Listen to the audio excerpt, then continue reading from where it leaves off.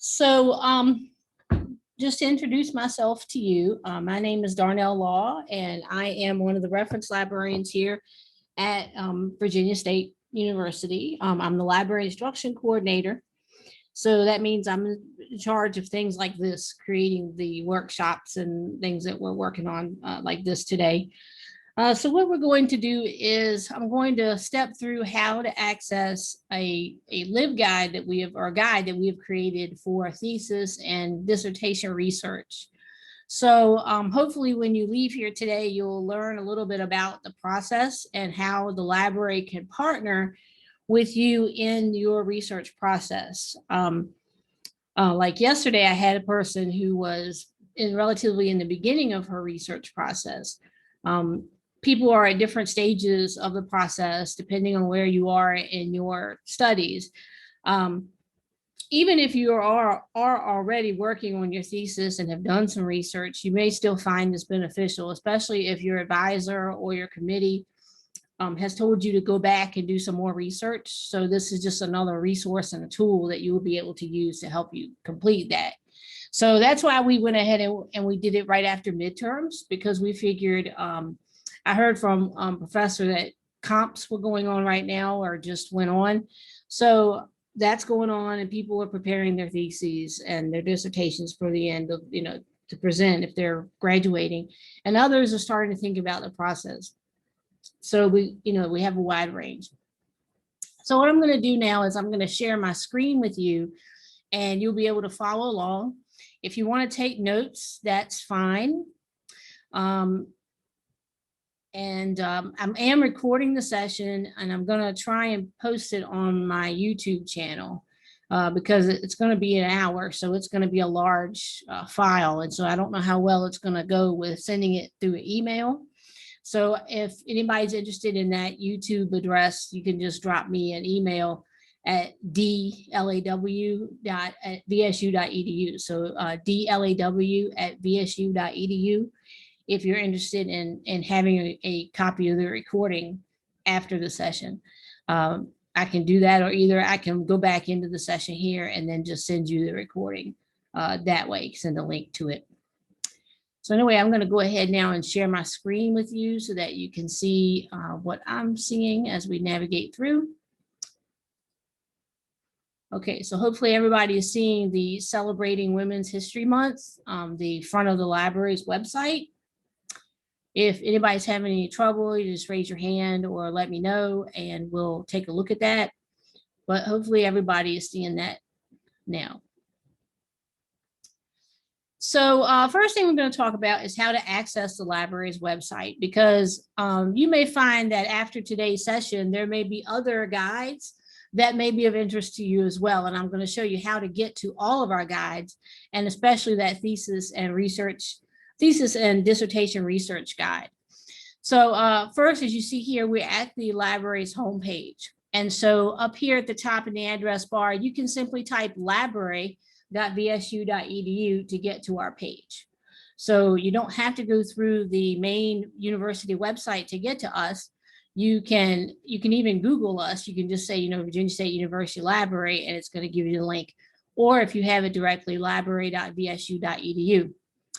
If you happen to be on the main VSU homepage, which I can show you that, there are a couple ways to get to our site as well off of that page. So this is the front of the university's page. And as you can see here, there are several little drop downs up here. Academics is one of them. And if you click the little arrow, it expands, and you'll see that in the third column, last link in that column is for the library. And so if you click that link, it will take you to our website. Also, if you come to the website and you scroll down the whole page to the very bottom, there is a quick link section, and we're kind of midway in the list on the left-hand side where it says library. So you can click that also to get to our page as well. So you do have some options off of the front of the main website, but of course, then we have the address for the library's webpage as well.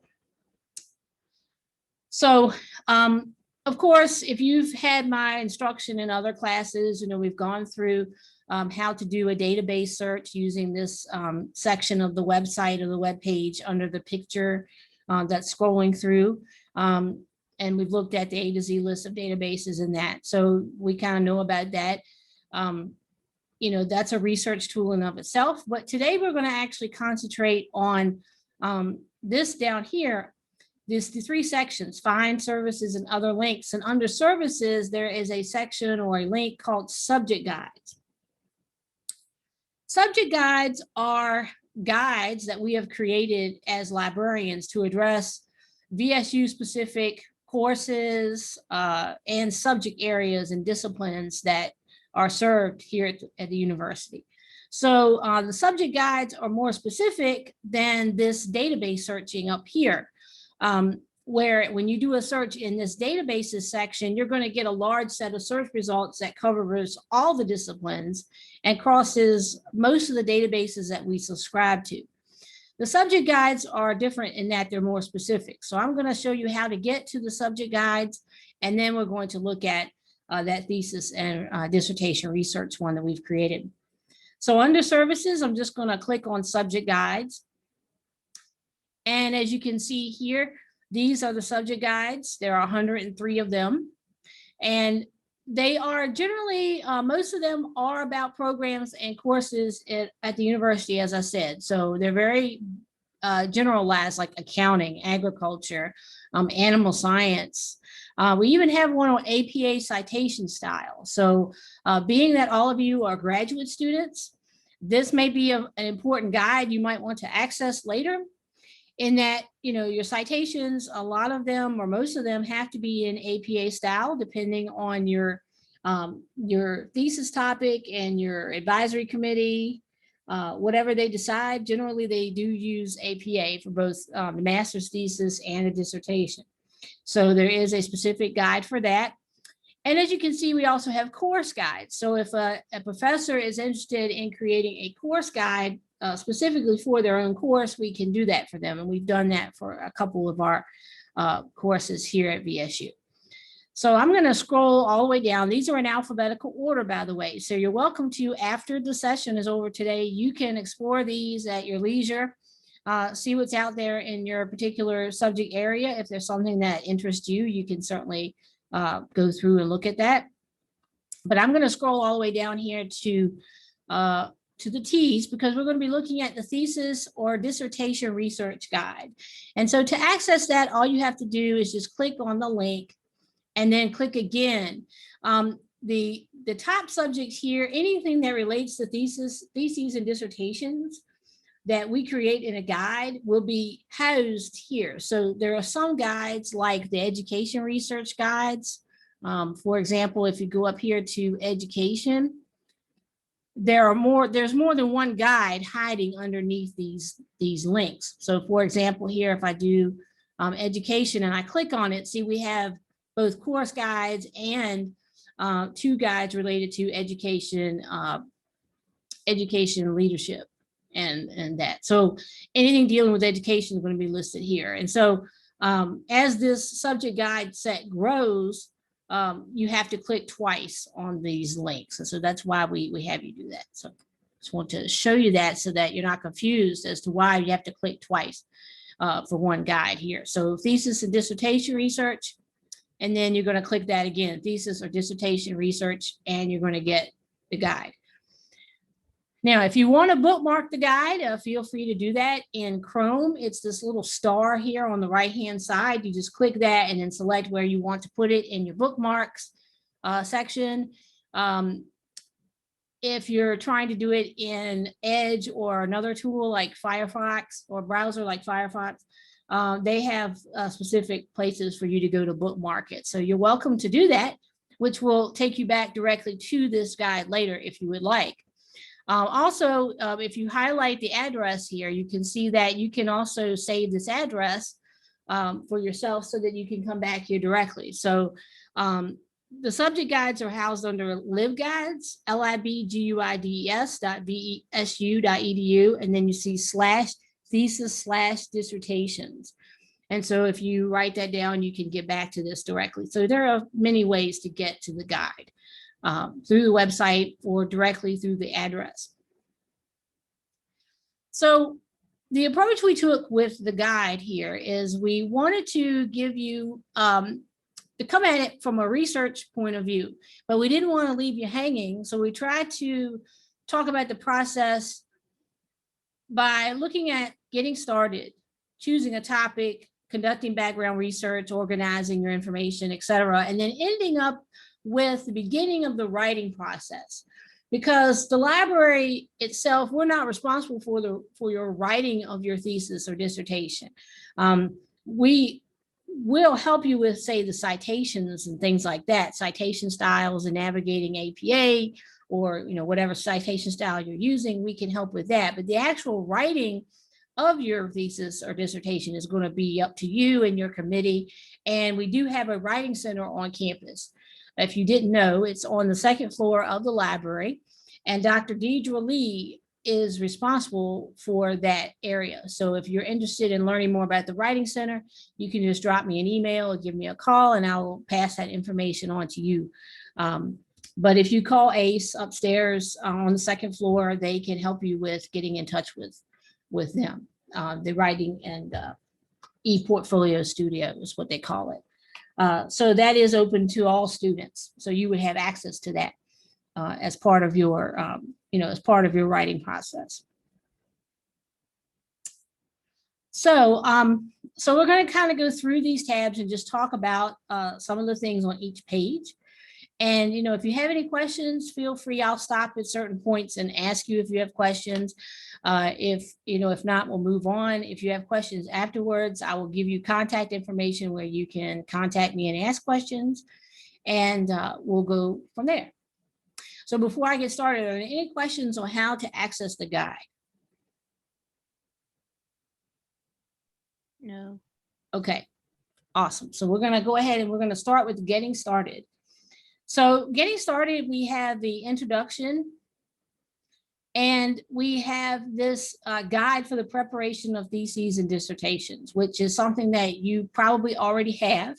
But if you need access to it again, you can come to this guide and you can click the link here, and it will take you over to a PDF that you can download that tells you, it gives you the guidelines for how you are to write your thesis or dissertation. So it's something to kind of guide you through the process of writing that information, or getting that everything together and organizing it, and getting it straight so that you're able to create your end document. So we wanted to make sure to put that on the front of the guide because we wanted you to have access to that in case you needed it if you didn't have it already. So that's there. And then it's talking about the guide is, issued by the College of Graduate Studies to help you with formatting and the requirements for your thesis or dissertation. So I would say that if you haven't really looked at the guide, that might be something you want to start looking at if you haven't already, just to kind of get a feel for what they're going to want out of you as you work through the process of their thesis or dissertation. Below that, we have learning aids for getting started. So the 20 steps to writing your thesis or dissertation proposal and an assessment rubric. This 20 steps, this is just like a check mark, or, you can check them off as you go through. And we're coming at it from, this is a proposal.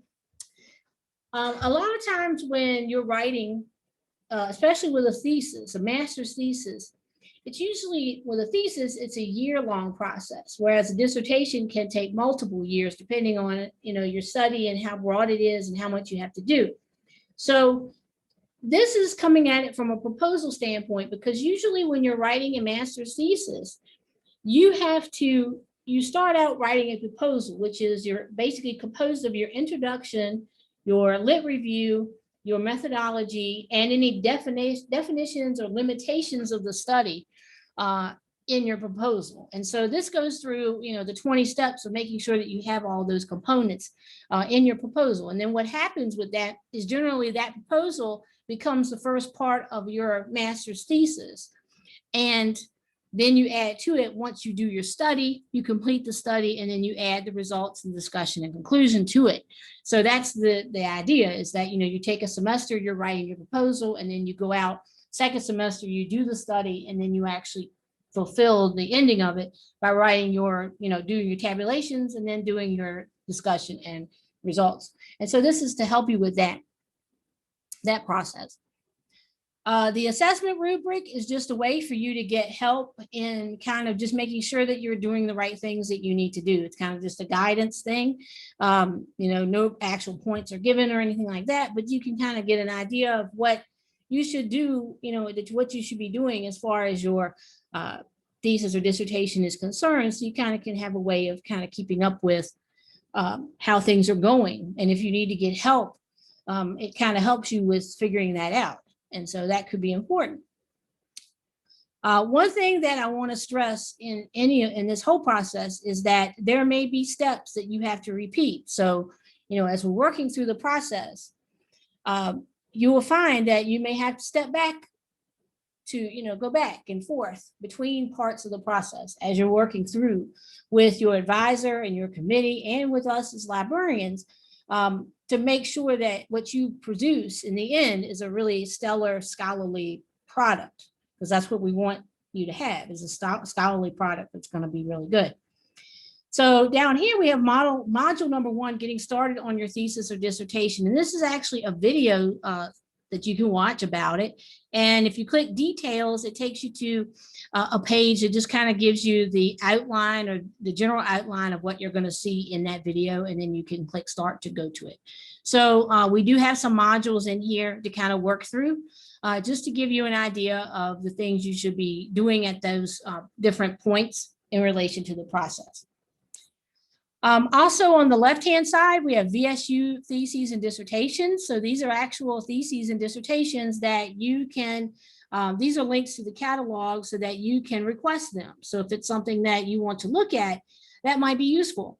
On the 3rd floor of the library, we have a lot of the theses and dissertations that people have written already that you're able to check out. So you can look at those previous ones and kind of get a feel for what you're going to be expected to do. And so that might be useful. Or if you're writing on a topic that's similar to something that may have been covered before, you can get a sense of how they approach their research. And so you may want to do that. And at this time, that brings up the information about the library. We are offering curbside pickup, so you don't have to come into the library physically. Also, I want to tell you that the book stacks themselves are closed, so you can't go up to the 3rd floor and physically remove the items. What you have to do is you have to call our circulation department. The number for that is 804-524-5043. When you call them, you will have looked up, you would have seen the item in the catalog. You can, for these items on the left, you can just click the link and it's going to take you out to the catalog, and you'll see the information, the title. You need to give at least the title and the call number to the person on the phone, and they will go actually and pull the book from the shelf. They will check it out to you, and then you can set up a time with them where they will put the item in the atrium of the library, which is out front past in the doors, between the 2 sets of doors. They will put it out there for you, and you can come pick it up at that time. So you don't have to make contact with us unless you want to, because of COVID and all of that. And then when you're done with the item, of course, you check it out just like you would any other library book, 3 weeks or to the end of the semester. But when you're done with it, you're going to bring it back to the book drop outside of the library on the Memorial Hall side. If you want to do contactless, you can do that. You can drop it in the book drop, and then we will retrieve it and check it back in. So if you don't really want to deal with other people when working with the physical items in the library, that's encouraged. You can use the curbside pickup. And of course, we are at the desk as well. So if you want to come into the building and retrieve the item, that's fine too. But we do offer the curbside option. So we wanted to make sure to mention that to you today. So, you know, as you're working with this process, you can look for books in our library and in our collection as well. And that leads me to the next section here, which is ebooks. And we do have a few ebook collections. And so being as we're doing most things virtual these days, you might find these ebooks to be very useful.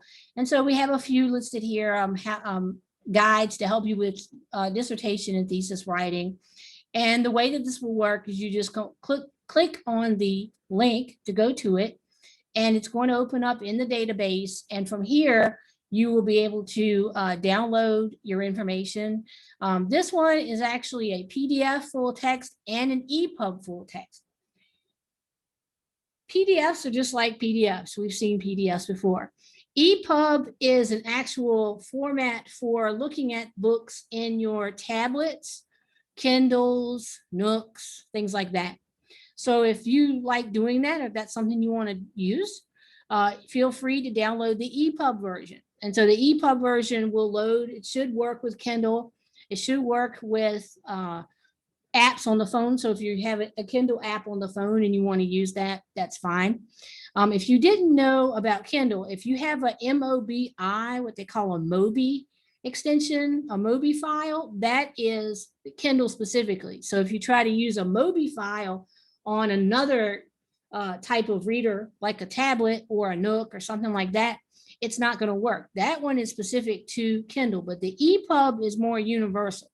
Most all the readers out there use EPUB. So that's why they went with that format, in this case for the ebook. So you can download that if you want to. And so you can certainly search our ebook collections, and I'll show you where those are toward the end. When we go back to the library's website, I'll show you where those ebook collections are if you're interested in searching them to find information. Something I should mention to you, since we're talking about this, this here, by you guys being at home, one thing that I do need to mention to you is off-campus access. Just very quickly. Now, notice that when I clicked on the ebook link in the guide, I went straight to the ebook where it was in the database, and I didn't have any problems, okay? When you try to do it from your computer at home, you might experience this page. So I want to talk about this for a second. When you're working from home, when you try to access articles or ebooks, anything that we have to subscribe to as an institution, as a library, you're going to run into this page. So when you see this VSU logo and it's asking for a username and password, this is the off-campus access. And what it is it's just wanting to authenticate that you are a VSU faculty, staff, or student. So that way we're making sure that the monies that we're spending and the licenses that we have are going towards resources that you guys are being able to use. And we don't want to let everybody use it. So this is why you have to authenticate. And so what you do here is your username is simply going to be your VSU email address. So as students, it would be your username at students.vsu.edu. Your password is going to be your Blackboard password, and I think your email password now is the same. So you just put that password in and you're going to click log in, and it should allow you to go to that page that you just saw related to the ebook. If you have any trouble, down here, we do encourage you to contact the reference desk, 804-524-5582. We're actually open till 7 Monday through Thursday, 8 to 5 on Friday, and we're closed the weekend. So, feel free to call us and tell us you're having trouble with off-campus access. We really want to know that feedback because we don't always get on through off-campus access. So we rely on the students to let us know, the people who are using it, to let us know that they're having trouble. So if you have problems, please call us. And if nothing else, you can always call the technology help desk, technology services help desk at 524-5210, and they would be able to help you. So I just wanted to bring this to your attention that, when you're not on campus, it's going to force you to authenticate so that you would know that if you haven't experienced this before, that this is what this is for, is to authenticate and make sure that you are a VSU student and that you're able to use the resources. So if you have trouble, we want you to let us know. So I just wanted to talk about that for a second in relation to the ebooks. So once you've authenticated, it should be an experience just like I had just a minute ago, where you're able to go to the ebook, download the information, and you'd be able to use it. So if you have any trouble there, please let us know if you're having trouble with the ebook itself when you go to use it. So this is a getting started page. And so, we're trying to give you resources to kind of get you to think about your thesis and or your dissertation and what you're going to need to do. So the next tab here is choosing a topic. So we found that a lot of people, this is the worst part of the research process for a lot of people, is choosing the topic, because people tend to think in broad terms.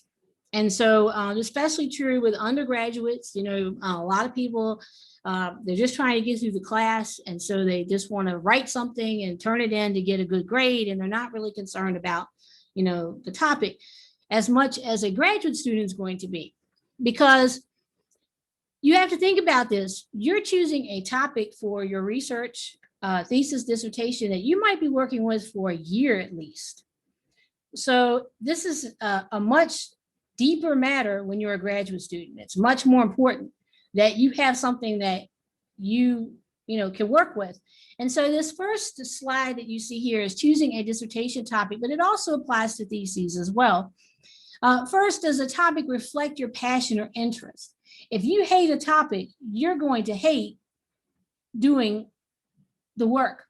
And that's not what we want. We want you to be able to enjoy your research and make discoveries. And so if you're hating the topic, you're not gonna do too well. You're gonna get tired of it. It's not gonna be what you thought, and you're gonna hate it. And so I always tell people, think about a topic is like a marriage. And especially for grad students, you're gonna have to date your topic before you marry it, which means, you kind of got to feel around, do a little research, figure out where you want to go with your topic, what it is you want to do. And then you're going to, once you narrow it down, then you're going to marry it, which means you're going to be working with it. And in your case, it would be for that year or at least. So you want to make sure you're passionate about it and that you're interested in it. The second thing is, does the topic fit in your area, field, or forte? If you're an education person and you're doing a topic related to biology, well, that's may or may not work too well with education, depending on the aspect that you're going for. So you really have to think about the topic in relation to your field and what you're attempting to do. You want to do something that's going to be related to your field.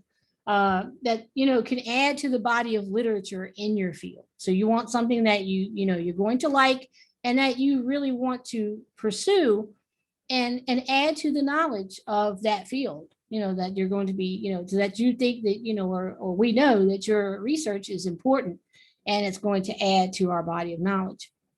The last one is, did the topic and the associated process of writing and experimenting seem viable, feasible, and worthwhile? So viable meaning, is it possible to do? If you're looking at, something going on in, say, India, for example, are you going to be able to travel to India to do the study, for example? Are you going to be able to afford the airplane tickets and the hotel room and all of that to go over there and do a study in that country? Are you going to be able to get a visa? Things like that. So is the study viable? Can you do it? Is it possible? If you don't want to do something that's going to be, way off kilter, and then you have to go back and reevaluate it. So you really want to think about that. Second, is it feasible? Is it doable? Is it something that, makes sense? Are you going to be able to, carry through with your study? You're going to have a lot of headaches and roadblocks in your way. So you want to think about that. Is it feasible? And again, is it worthwhile? Just like I talked about, you want to do something that's going to be an addition to the body of knowledge in your field. So you don't want to do something that, you're just doing it to get through, to get your master's thesis or your dissertation, your doctorate degree. You want to do something that, hey, you're proud of it, and something that if you're a master's student, you may want to expand on in your dissertation. If you decide that you want to go to a doctoral school and finish and get your PhD, Maybe it's a study that you can expand on, or that you can add things to or take things away from, and see what happens to it. As a PhD person, as when you graduate, is it something that you want to pursue as a published book? You're going to actually add it to the field of knowledge that other people are going to look at your work and use your research in their own research and citations and things like that. So is your topic worthwhile? Is it something that's going to add to that body of knowledge? And to the left, we have some additional websites to help with the research process, choosing a dissertation topic at Stanford. And then Scribbler had a nice listing of choosing a topic, things to think about. And then a recipe for research. It's a 6-step process. And so one of those steps is this choosing a topic thing. So we have some information about that. So before I go to the background research, are there any questions about these first two tabs before we move on to the next? Yes, what was the phone number to the reference desk? The reference desk is 804-524-5582. Thank you. Mm-hmm. Anybody else got questions? Okay. So choosing a topic, a lot of times this occurs between the student and the advisor or the committee. It can also appear with the librarian. So the librarians can start to have a role here, especially if the person brings a topic that's really broad. And, sometimes we work with students, they come to the desk, they have a large topic, and we say, hey, this is going to be too large. There are books written on this. You might want to consider, looking at a narrower piece of it.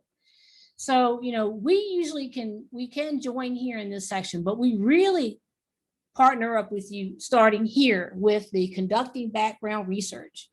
This is where the librarian joins the club, and we stay with you for the rest of the process. So conducting background research is where you're going to go out and actually do the work. And so this is where you're going to gather your information, especially for your literature review, which the literature review is simply a document, a part of your document, your thesis, your dissertation, where you're going out and you're looking at what's already out there on your topic, and you're picking the things that are most relevant that you want to tell the reader.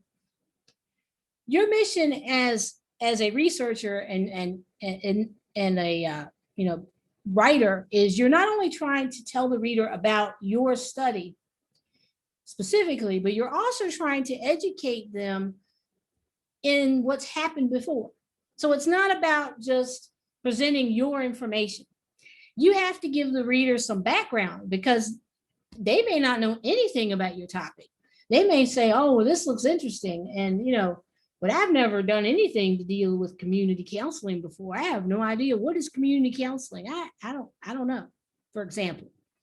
So you have to set that up, and the literature review helps in doing that. So does the introduction of your paper, of your document. So, that's where your background research really comes into play, because you have to show, hey, this is what people have said this is, and this is what they've done in the past, and this is where we're going to go with my research.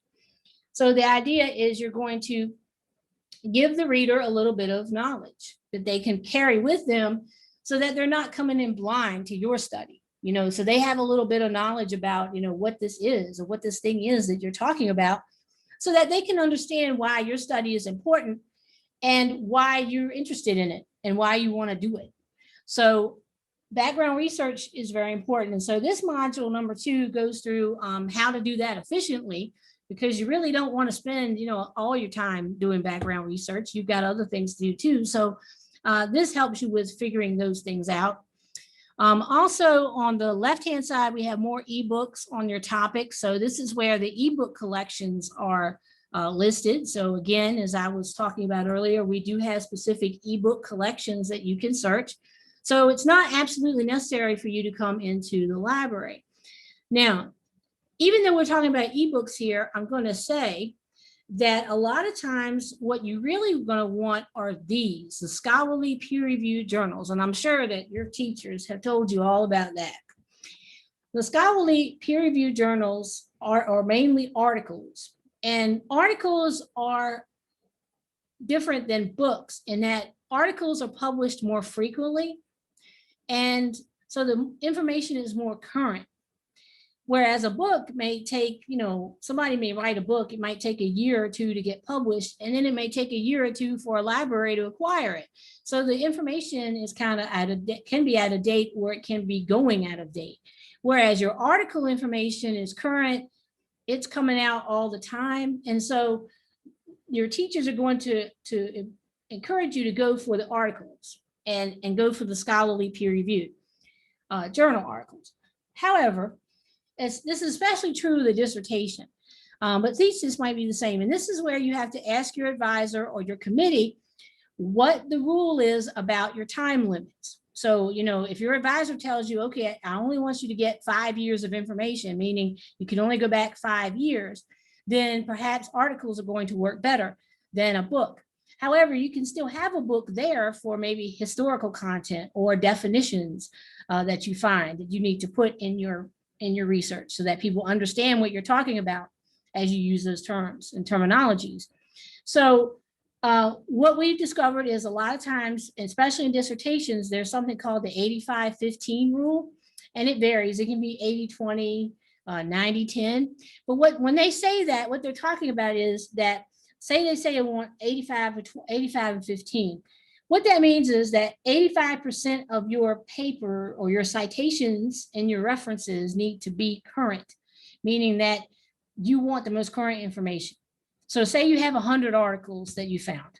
That means 85 of them have to be within the last, say, 5 years. So 2016 and forward, okay? Whereas 15 of those articles, or 15%, can be books, older articles, historical information, things like that. So you make sure you ask your advisor or committee what that rule is. What's the rule? How much can I go back? How far can I go back in time? So the time limit and that rule, because you can get flagged on that, especially with dissertations, and they'll bump it back and say, oh, you have too many old references. You need to go back and redo it. Also with dissertations, what you run into is if you are doing a multi-year dissertation, as you move in years, that time limit's going to move too. So that means you have to go back and redo the research again. So this conducting background research is a fluid thing, meaning that as you work with your topic and you work with your committee and your advisor, you're going to be going back and forth.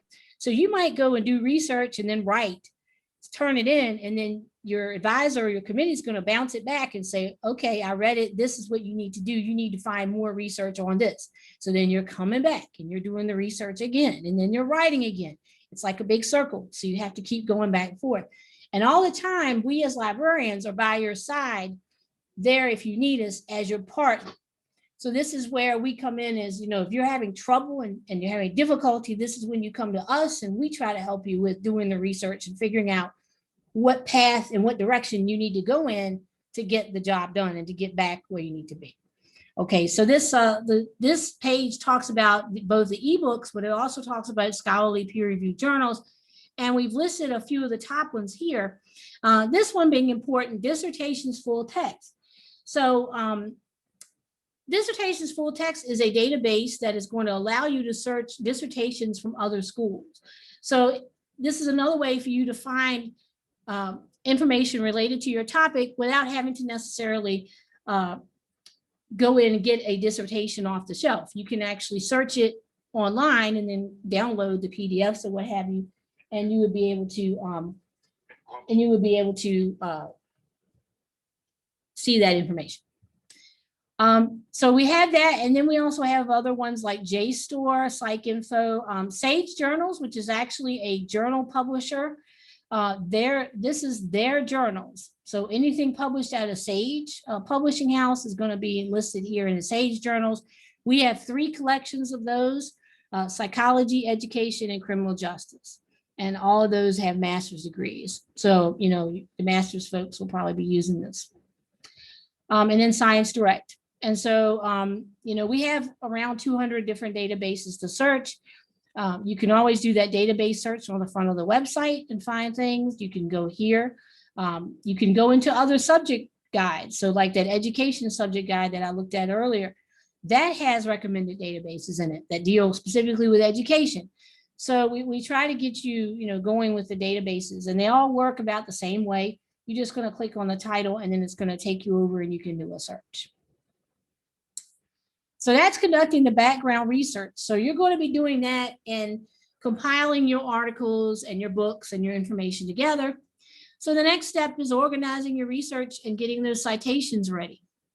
And so here we're talking about your citations mainly. But this is where you're going to organize your articles and books in kind of a form as to how you're going to talk about them in your literature review and your introduction. How are you going to, what kinds of things you're going to talk about? You're going to start thinking about your headings and subheadings in your paper. What are you going to talk about? And how do these articles and things relate? And then you have to create the citations too. So this focuses on that. And we're looking mainly at APA style, because APA style is the general citation style that most people here at VSU use in master's and PhD programs. So we focus on that, but you definitely want to ask your advisor or committee and ask them what the style is if they don't tell you right off the top, or if they say don't follow the guide, this is what my style is, you're going to follow that particular style. But most of the time it's going to be APA is what you're going to follow. And so we do have the APA. We list the 6th and the 7th because last year they put out the 7th edition. So this year everybody should be pretty much on board with the 7th, but we do have a link to the 6th if you need that. But this is focusing on the 7th. This is the 7th edition. We do have these in bound volumes here in the library that you can come and look at. Also, we have some help here with websites. This one's in particular apastyle.apa.org. If we click on that, I'm just going to show you that real quick. This is actually coming from the APA, so coming from the horse's mouth. Here it is, and down here there is a section that talks about reference examples, paper format, in-text citations, title page, etc. A lot of people don't realize that we're taught in school a lot about the in-text and the references, that you have to do those in APA, but it's really the whole paper. The whole thing is formatted in APA. APA has a style for the whole paper. So more than likely, that's what you're going to have to use as you're writing your thesis or your dissertation, that paper format. So that is listed here. But what I like to do with this page to show is talk about references that are kind of not your ordinary ones, like books, journals, those types of references are pretty common. But what if you have a Facebook post that you thought was the greatest thing since sliced bread? Somebody maybe did a quote in the post or something like that, and you want to use that quote in your research paper, in your paper. And so you got to give them credit for that, or it's plagiarism. So what the heck are you going to do with that? That's a totally different kind of thing.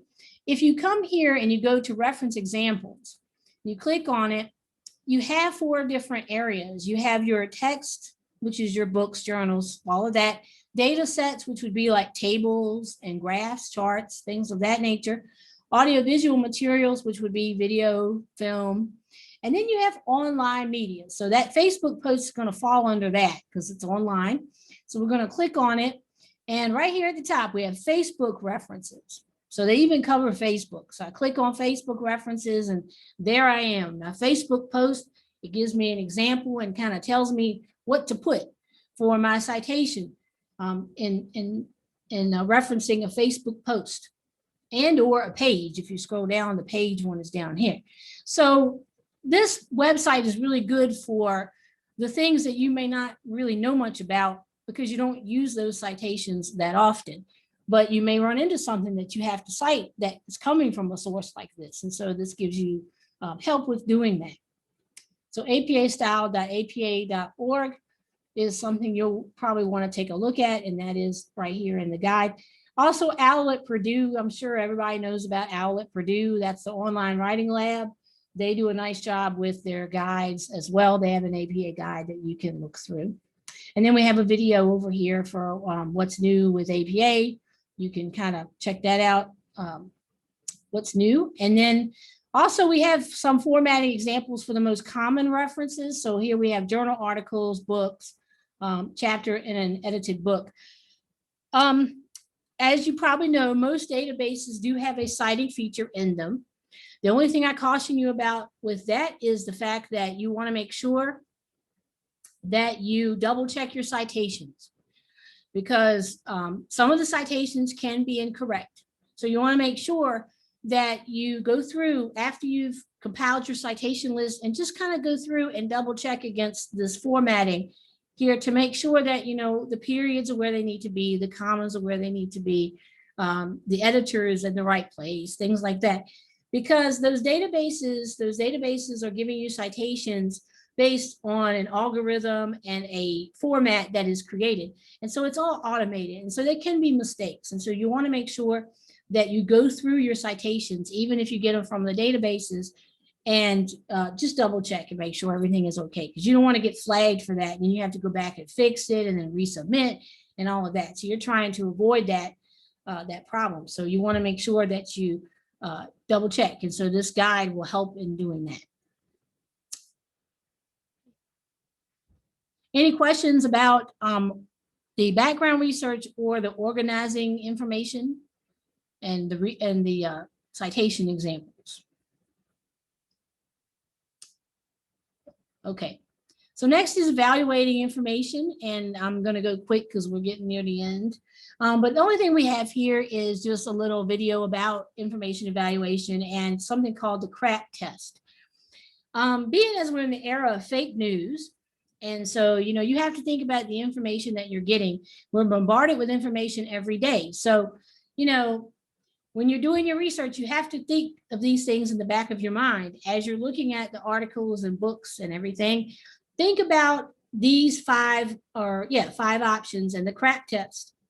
First is currency. Is the information current? And then we talked about that kind of earlier, that, you know, you want your articles and information to be following your advisor or your committee, what they tell you, the rules and the time limits. You want to make sure that your information is current.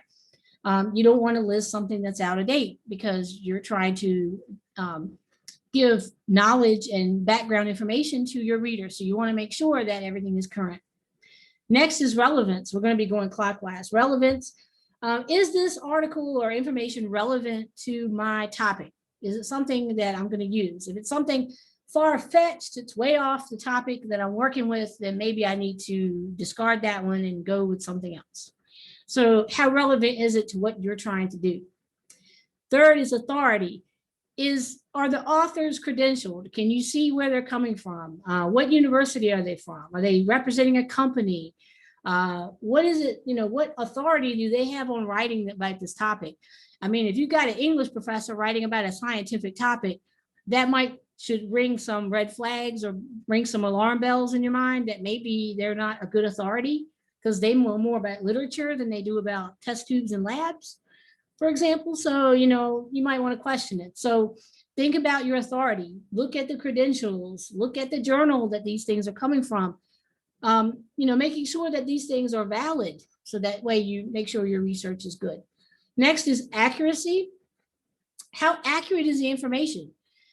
Is it something that makes sense? If it's something that seems really far-fetched, or the statistics seem way off, or the formulas just aren't working, you try it, it just doesn't work, you're not getting the same information, or, you know, you've read something and you read something in the article and it's, you know, totally different than what you know, that questions the accuracy. And so you want to maybe get rid of the article or the information and look at something else because it may not be very accurate to what your topic is. Finally, you have a purpose. What's the purpose of the information? What is it they're trying to do? Are they trying to persuade you to do something? Are they trying to persuade you to buy a product? Are they trying to persuade you to join their journal or what have you? Is it real scholarly research? Do they have a lot of good references? Are they using a lot of online references? So, what's their purpose? What is it they're trying to get you to think about, or what's their agenda? What is it they're trying to get across? Most scholarly research should be trying to get across their research. It should be intellectual information, knowledge. They're trying to impart knowledge on you. So that's what evaluating information is about, just giving you the tools to kind of think about in the back of your mind. This is the information I need to be, is this information good or is it bad? Do I need to go and do more research? Am I finding lots of things that are inaccurate or unauthoritative or irrelevant? Maybe I need to go out and do more research. So you definitely want to, make sure you evaluate.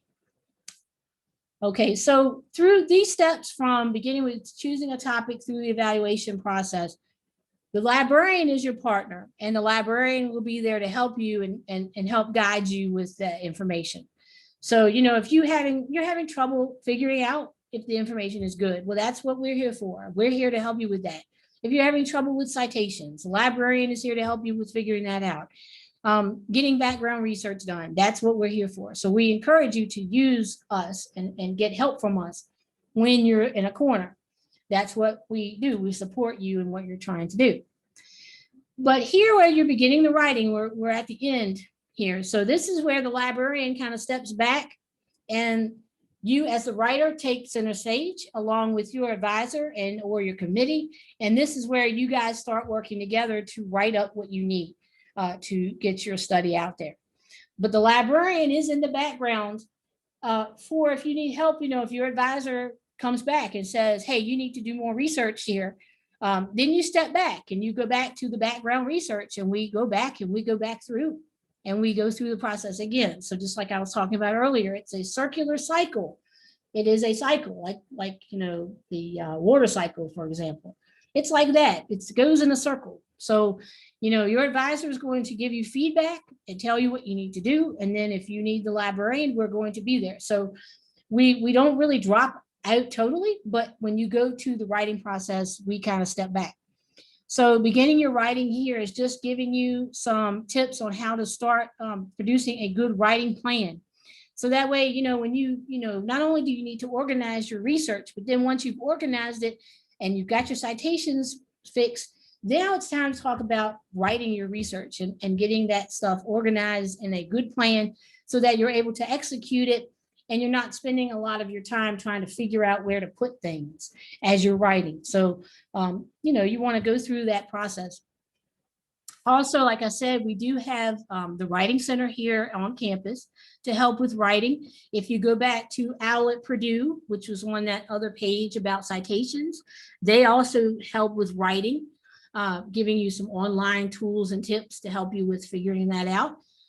You can do a Google, say, hey, I'm trying to figure out how to write this, that, and other, and maybe that will have some help. And of course, the biggest person or persons to think about are your advisor and your committee. Those are the people you have to please in order to get your degree. So it makes sense that if you're having trouble writing something, that's what they're for. You go to them and you say, hey, I'm having trouble writing this out. Can you help me? And then that's where they can help you. So you want to have a close relationship with your advisor and your committee. So that way you're able to do what you need to do to write that thesis or dissertation and make it work well. So you're not having to keep continuing writing and continuing going in circles. So we want to do the beginning of the writing process. And so that's where this guide ends and your writing process begins. But like I said, the librarian, even though we step back, we're still here. So there's me. Wow, big picture, I know. But my information is here. So if you wanted to send me an email, you could come to this guide and just go to contact us, and you could email me by clicking the button, and it would generate an email, and you could send me a message.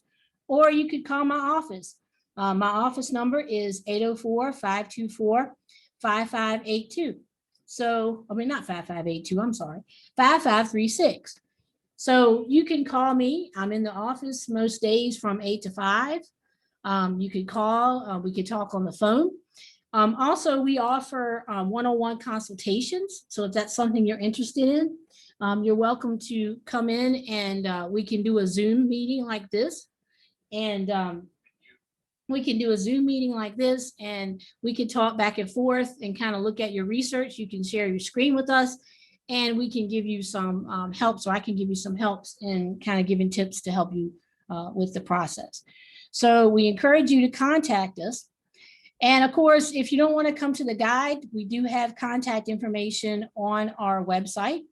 So let me mention that real quick. I know it's 5 o'clock. I'm going to go over a little, but I think it's worth it. If you have to go, that's fine, because I know there's some classes this evening. So if you have to go, that's fine. But I'm going to go ahead and finish it out. So if you come to the website, you'll notice on the right-hand side, there's a little box here that says Ask a Librarian. Also, you can go to where it says Services, where we had the subject guides. Right above it is Ask a Librarian. So if you click either this or this, you're going to get this screen. And what it's going to ask is you can put in your question that you have. And then next you can put in how you want us to answer you, by text or by email. Then you're going to put the corresponding information and you're going to click submit. And then we're going to receive that information and we can send you an answer. This is available 24/7. So you're welcome to use this. You can go on during the night and you can leave us a message. And if we're not awake to answer it, we will answer it in the morning when we get to work. Also, I've been known, people have sent stuff at night. I have my cell phone attached to this. So I get texts that say you have a question. And so I can go in, if it's something pretty easy that I can answer, I'll answer it. But if it's something that requires research or something, I'll say, hey, I'll give you a ring in the morning and we'll figure this out. So please feel free to use the Ask a Librarian to ask any question, not just related to your thesis or dissertation. It could be anything. But the Ask a Librarian is here. Also, under other links, we have our library contacts. So you can click that link and it's going to take you out to our list. And so those numbers that I mentioned earlier, the ref desk and circulation desk, are listed here. So if you forget them, you need to go back, they're right here. And then we also have all of our phone numbers listed as well. So mine is here and you can call me and I do have voicemail, so you can leave me a message on my phone. Also, my voicemails go to my email. So if I'm for some reason not in the office, I can still see the voicemail or hear the voicemail and I can respond to you. So we encourage you as you go out today, as you leave, to think of us as a partner with you as you're working with any of your classes, but especially with this thesis and dissertation process. And so that's why we wanted to do the workshop today. So that way you could get a feel for what we have to offer and let you know that we are trying to be a partner to you as you're working through this process, that you're not alone in the process. And sometimes it can feel like that because you're working by yourself. You're trying to do this on your own, even though you have, we want to make sure that you have the support of not only your advisor and your committee, but you also have the support of the librarians as well. And we're here to help you. So with that, I'm going to stop. Are there any questions related to what I went over today concerning the guide or getting help from us through the website or contact information?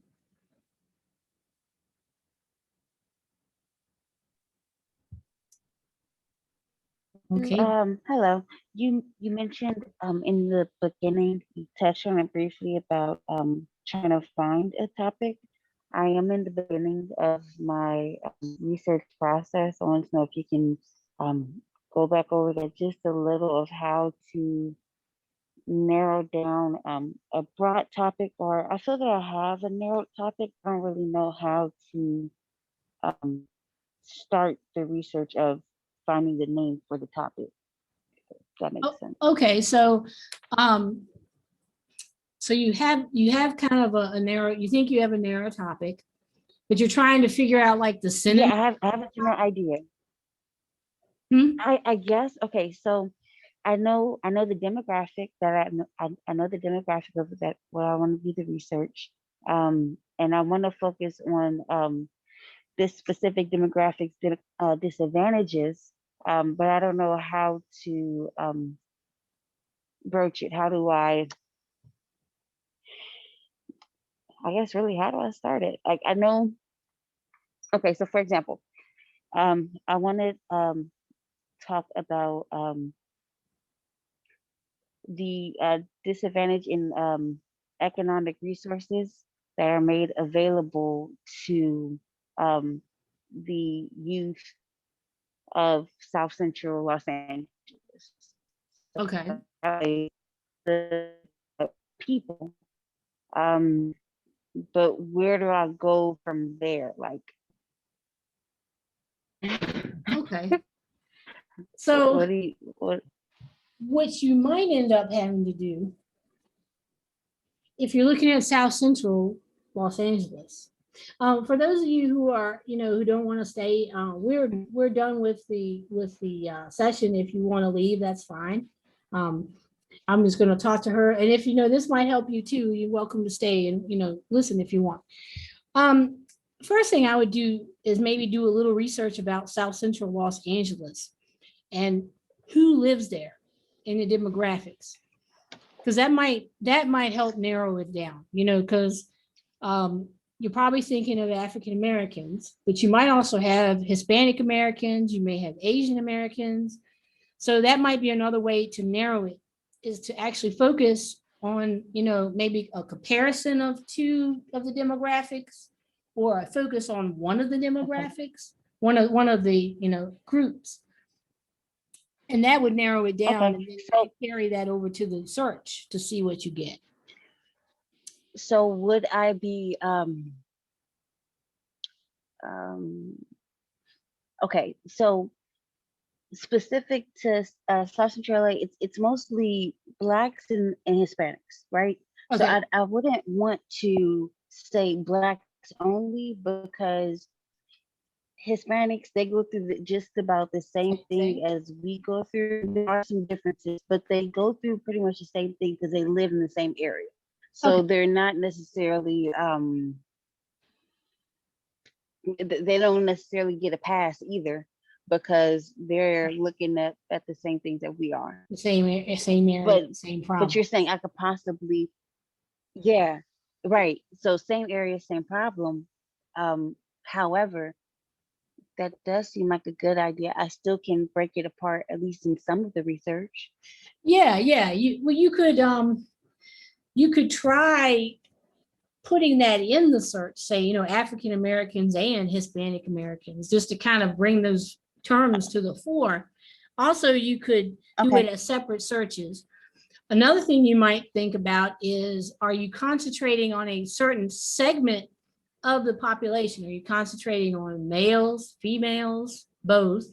Or or are you concentrating on a certain age group? Like, are you looking at teenagers? Are you looking at children? Are you looking at older people, middle-aged people? So So you might okay. focus on that, and that would make it narrower. Okay. But you might just, if you're not sure, you may just want to start with that broad, that not bland, but broad area, and just see what Okay. comes up. And there may be some, it might be a case where you start broad and then work your way in, like a funnel. You start Okay. inverted triangle kind of thing, think about it visually. You start broad and then you end up in a more narrow focus, because you did the broad research that kind of led you to, okay, I didn't know this about this. And so that shines light on something that's narrower. Because, we Okay. come to research topics and sometimes we have an idea, oh, I'm going to do this. And then a lot of times research ends up, you start in one place and end up somewhere totally different, because you discover things along the way and you say, hey, I want to do this, actually works better. So, Okay. that might be a way to start. And of course, as you're working in the research, you can always, like I said, schedule the one-on-one virtual session, and we could talk about it, say, okay, you had a week or two to work on it. What did you find? And, where is your direction? Where are you going now that you've done a little bit of research? Um, is it help to, Oh, you see the narrow path, or do you need a little more help? Hopefully that was a sounds good. Thank you. little. Anybody else got questions? You were.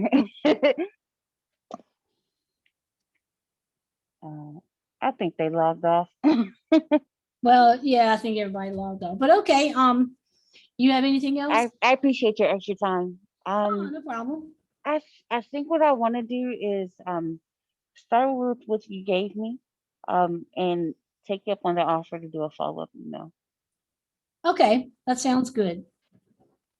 And then do I need to also do an email as well to receive the link for this recorded video? Yeah, what I'll do is, this is recorded, so what I'll do is, I can stop sharing now. What I'll do is I will, I can go back and look at it once I go to the computer. So I have your name here, so Essence Bridges. So I'll be able to look you up in the directory and send you an email that way. I appreciate that. Thank you. Yeah, so I'll make sure that, you get the recording and everything. It'll be on YouTube. I'll have to upload it because it's probably a large file Perfect. and it'll exceed the email limit. Okay, I understand, but thank you so much. Oh, I you're appreciate your welcome. time. No problem. You have a Bye-bye. good evening. You too. Be safe. All right, you too.